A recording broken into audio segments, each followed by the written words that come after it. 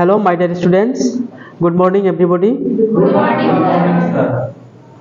I am Kanak Chandra Shil, Anatomy Lab Teacher of TMSS Nursing College, Bogra.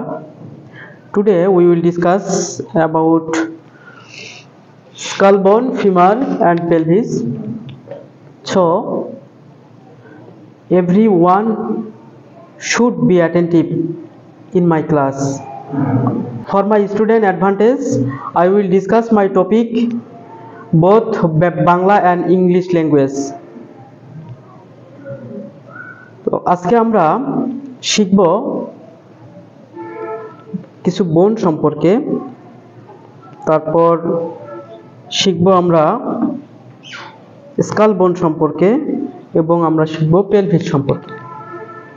তো আমরা শুরুতেই এই বোনটা নিয়ে আলোচনা করব। তোমরা কি এই বোনটা সম্পর্কে জানো? ওকে,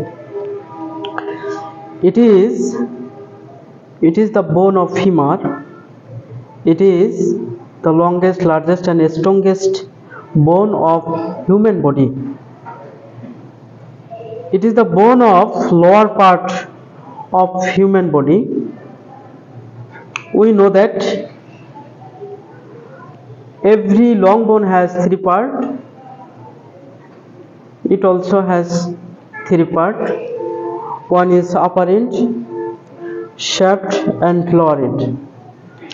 আমরা দেখব আপার এন্ডে কি কি আছে। আপার এন্ডে শুরুতেই যে গোলাকৃতি, এটাকে বলা হয় হেড। তারপরেই নেক আছে। হেডের মাঝে যে গর্ত, এটাকে বলা হয় phobia for ligament of head.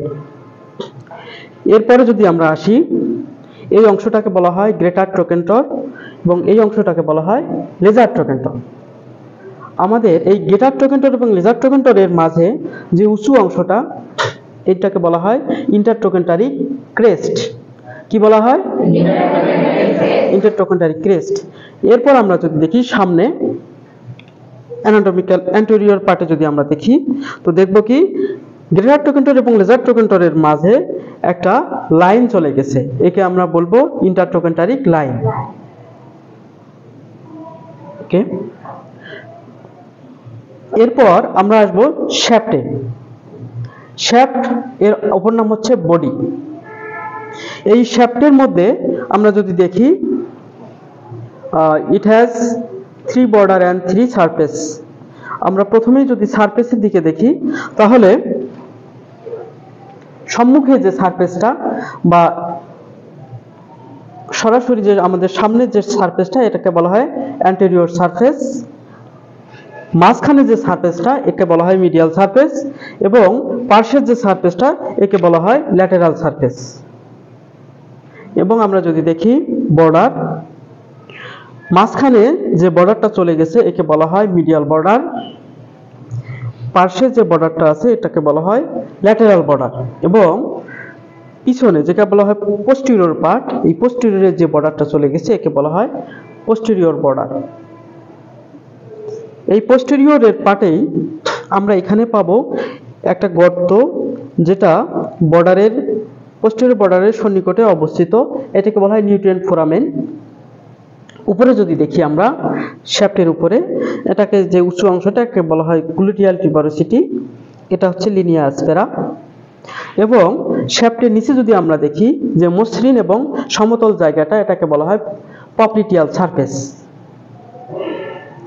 এখন যদি আমরা নিচে চলে আসি লোয়ার ইন্ডে, লোয়ার ইন্ডে দেখব যে মাঝখানের যে অংশটা, এটাকে বলা হচ্ছে মাঝখানের যে নিচের অংশটা, এটাকে বলা হয় মিডিয়াল কন্ডাইল।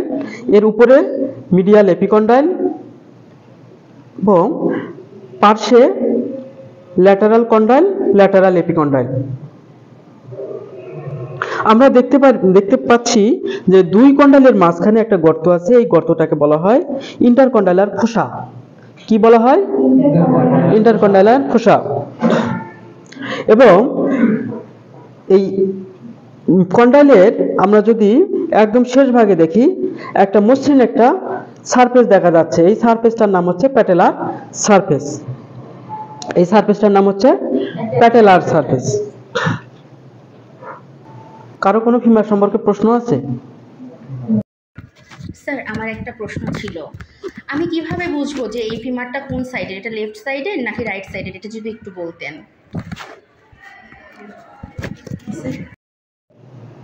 আচ্ছা, তোমাদের প্রশ্ন হলো এই বোনটা কোন পাশের বা কোন সাইডের বোন, আমরা কিভাবে চিনবো এটা কোন সাইডের বোন। দেখো, এটা সহজভাবেই চেনার উপায় হলো যে আমরা যখন ফিমার বোনটা ধরবো তখন তার হেডটা থাকবে উপরের দিকে, আপওয়ার্ড থাকবে, হেড আপওয়ার্ড থাকবে এবং হেডটা সব সময় থাকবে মিডিয়ালির দিকে। হ্যাঁ, মাঝামাঝি দেখবে সব সময় হেডটা ডিরেক্টেড থাকবে আপওয়ার্ড অ্যান্ড মিডিয়ালি, এবং যে প্যাটেলার সারফেসটা ডাউনওয়ার্ডে থাকবে। যে বোন তোমার যে সাইডের বোন হবে সেই সাইডেই যদি তুমি ভালো করে ধরো, অ্যানাটমিক্যাল পজিশনে ধরো, তখন দেখতে পারবা যে হেডটা সবসময় কোন দিকে থাকবে, মিডিয়ালি থাকবে, মিডিয়ালি থাকবে, এবং আমাদের যে প্যাটেলার সারফেসটা এবং ডাউনওয়ার্ড এবং অ্যান্টেরিয়রলি থাকবে।